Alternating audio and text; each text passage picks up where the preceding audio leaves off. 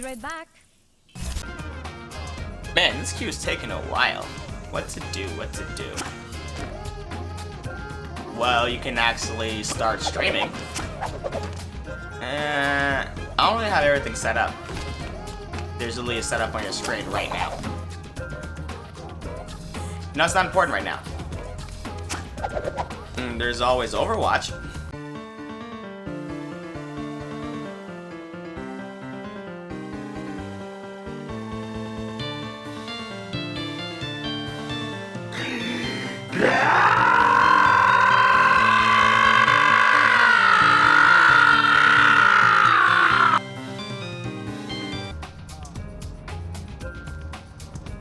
Yeah, Doomfist is a thing now.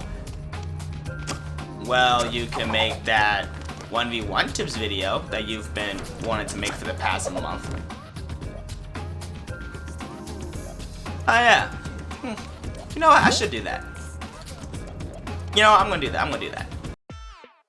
Welcome, I am Royalty Rogue, and that's all you need to know. So there I was, test streaming some 8-player free-for-all chaos at twitch.tv/royaltyrogue. Because I capped my skill rating in 1v1s, I decided to make the sequel to my previous tips video, which will be linked into the description, #shameless plug. I finally got around to making this video because, frankly, I'm lazy AF. So, in this video, I'm going to be going over more advanced tips for 1v1s in Knockout City. Without further ado, let's turn into pirate radio, turn our volume up, and jump right into it. Alright, the biggest thing in 1v1s is definitely the danger zone! Danger zone. Danger zone! I'm starting with this because knowing how the danger zone works is vital when it comes to victory and defeat. Every KO resets the danger zone, but it always closing in on a ball spawn every time. So if you're not being pressured, look on the outskirts of the map a little bit. Look how fast it's closing on different parts of the map. If it's moving especially fast behind you, get out of there. If it's moving slower on other parts, it's more likely it's closing in on that area of the map. So either stay over there or get over there as soon as possible.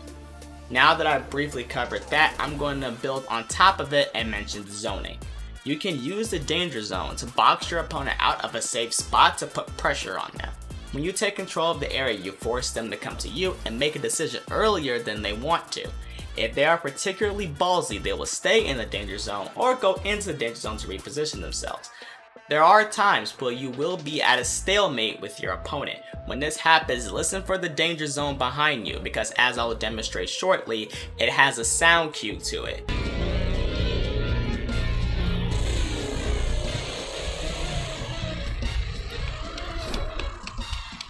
So if you hear that sound getting louder or you start hearing it at all, you're probably in a bad spot. 9 times out of 10. No, actually 10 times out of 10. So avoid that if you can. And also, quick tip, it takes about 5 seconds to actually lose a heart while you're in the danger zone. Assuming you're in there for the entire time, it takes around 5 seconds. Assuming you don't lose a heart, you can slowly recover it, assuming you don't go back into the danger zone. Now, it takes around 8 ticks or 5 seconds to lose a heart in the danger zone. So double that, assuming you're at full health, it's 10 seconds to 16 ticks. So you can actually run into it and come out to reposition yourself if you're ballsy about it, as I mentioned earlier. Because if you do that, then you're giving your opponent a lot of room to work with when it comes to zoning out.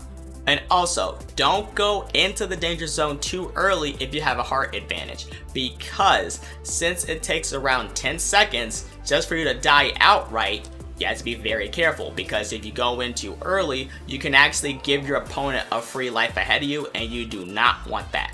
So, if you can help it, avoid going into it for as long as possible, even if you have a heart advantage. Now, I'm not gonna lie, this next bit, difficult to master. Trust me, I still haven't fully done it myself. But once you get a little bit of a grasp on it, it could be a huge help. I'm referring to the self pass. You most likely seen this technique, and some of you probably already know how to do it, but I'll explain it the best way I can. There are 2 ways to do it, but I can only do it in the way that I'm going to explain. I'm also on controller, so keep that in mind as well.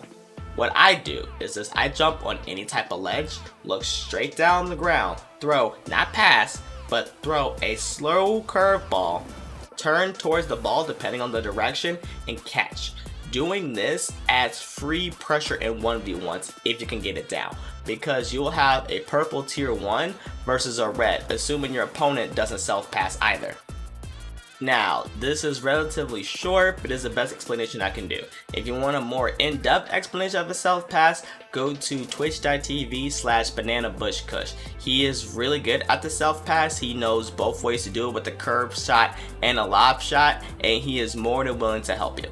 If you swing by, tell him Royalty sent you.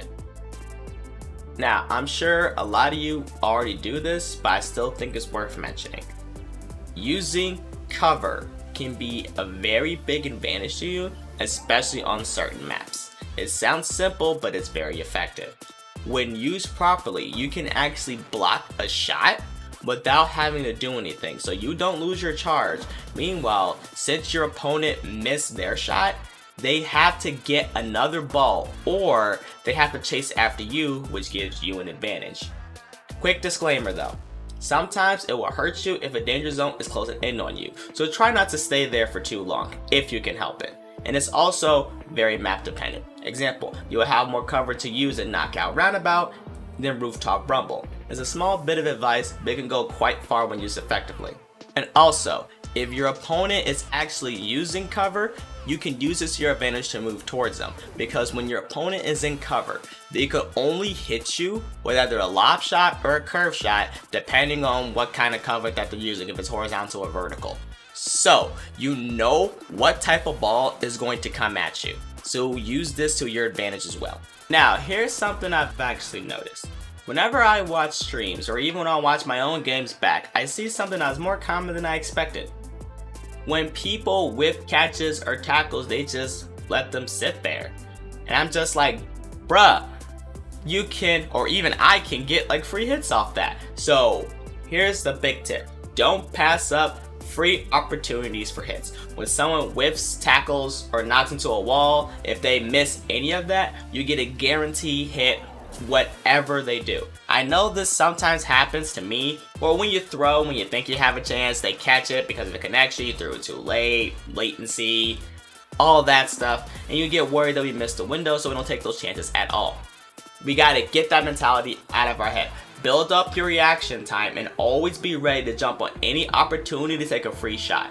Whenever you see those 3 things, just let it rip. Don't be worried about missing the timing, even if it happens sometimes. You're better off taking the openings when they arise instead of trying to force one you don't have to later. This can also tie back to my first tip video where I mentioned to throw with confidence. That video will be at the end of this one if you'd like to see my first tips video. Alright, so now to whoever watches this video, I hope this gives you some great advice that can grant you some wins in 1v1s and assist you on your climb. If you find anything in this video useful, make sure to like, share, comment, and tell me if it helped you at all. I would also say subscribe too, but I don't really upload content on a regular basis, so there's that. But moving on, so all the links that I've mentioned in this video will be in the description. You can check them out. In the meantime, thanks for your click, and I shall return another day.